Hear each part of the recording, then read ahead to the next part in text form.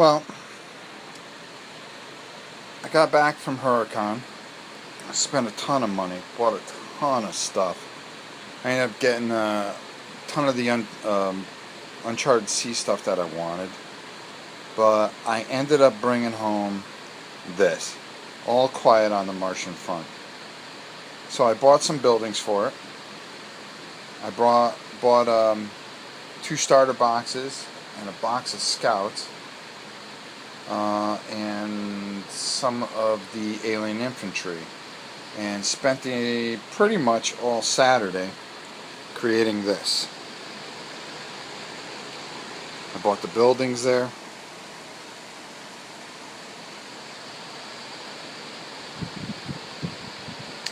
I bought the roads there. I bought the trees already done. One of the guys from Jacksonville Garrison makes these things, the fields. I got those buildings really, really cheap. I put together all this stuff. The one thing I really liked about this was that it was very easy to put together.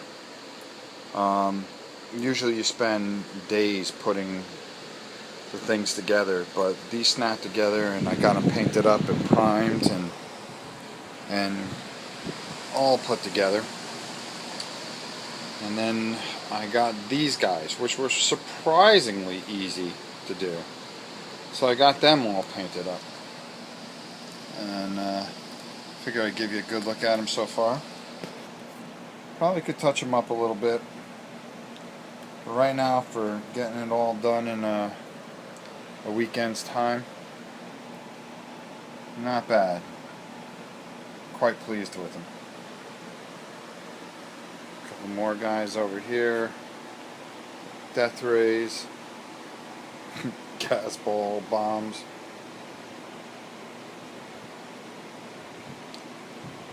I'm quite pleased, and even got them based up pretty good so far. Still have to put the scouts together and the other 2 units for the Martians, but I'm going to wait till I get a little more U.S. troops. I'll probably put them together, but I won't get them involved. As you can see, this is all ready to go. Just a quick run through on how this works. You move, shoot, and then move again. And everything's based off initiative. So if the Martians went first, then the United States went second, you roll for initiative, and if the United States won, they would get to go again. So it could be really, really harrowing and destructive. These guys here are really, really just brutal, just like the way they should be. As far as they have a speed of 8, a defense of 6, and an armor of 11. The game is based on D10s. Now take these tanks here. They have a 30-inch range, and they have another weapon that's a 15-inch range. These guys have a weapon that is 30-inch range, and then it goes down to 10. The one of them has a sweep, but that's within 10 inches. And I believe this template is within 10 inches. So they got to get up close and personal. I mean, they can do some damage from afar. But their defense, take if this tank group shot at them. Okay? And made a bead for this particular unit right here. What it would do, now you're probably wondering, gee, you know, how the heck do you affect? You have an armor of 11. How do you roll that with a D10? Well, these weapons here, and they get 3 dice for each tank, get a +2 to it. The machine gun gets a +1, but that is within 15 inches. but these have a range of 30. So what would happen is they would try to shoot this thing, and that's not going to do it because you got to beat a 6. Okay, there's 2 hits out of the 4 of the 9 that we had to roll. There's another hit. That's 3. 4, and then we roll one more die. So 4 hits. I actually think I rolled too many dice. So we have 4 hits. Now with a +2 to an 11, that means you would need 9. So we would roll 4 dice and see if we can get 9s.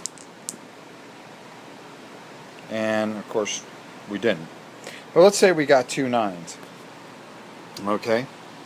What would happen is we would roll on a chart. And there is a chart in the book for damage resolution to the Martians. And what happens is, I believe it's like from 1 to like 4 almost, it would just take a ding. And what I mean by ding, it bounces off the armor.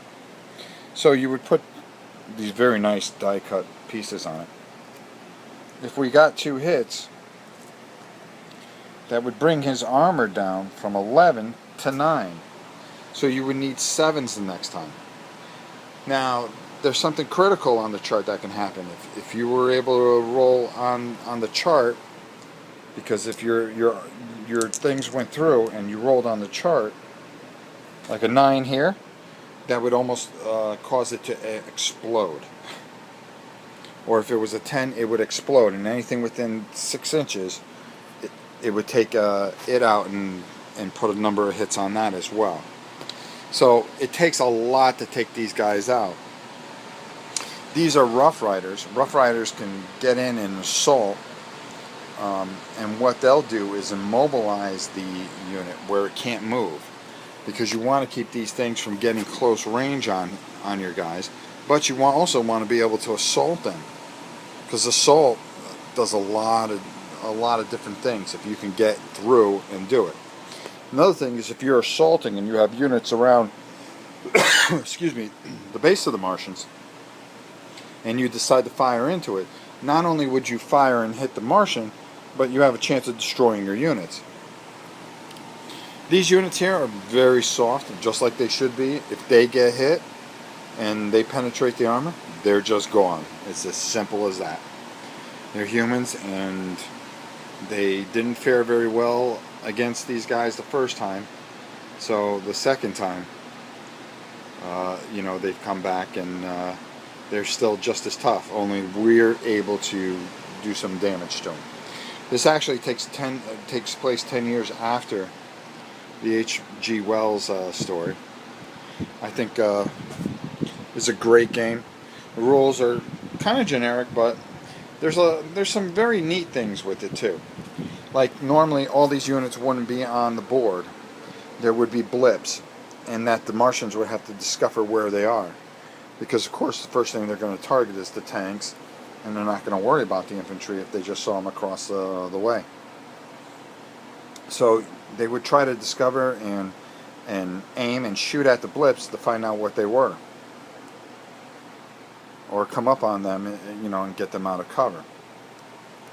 So that's just a quick explanation of the game. I'm going to be doing a playthrough of it, but I just wanted you to see some of the work that I've done, some of the things I've created to really make this really look like an exciting game. I'm excited about it. I'm looking forward to more figures coming out on it, and I really like this game a lot. So there you go. That's it for now, and all quiet on the Martian front. That's what I did this weekend.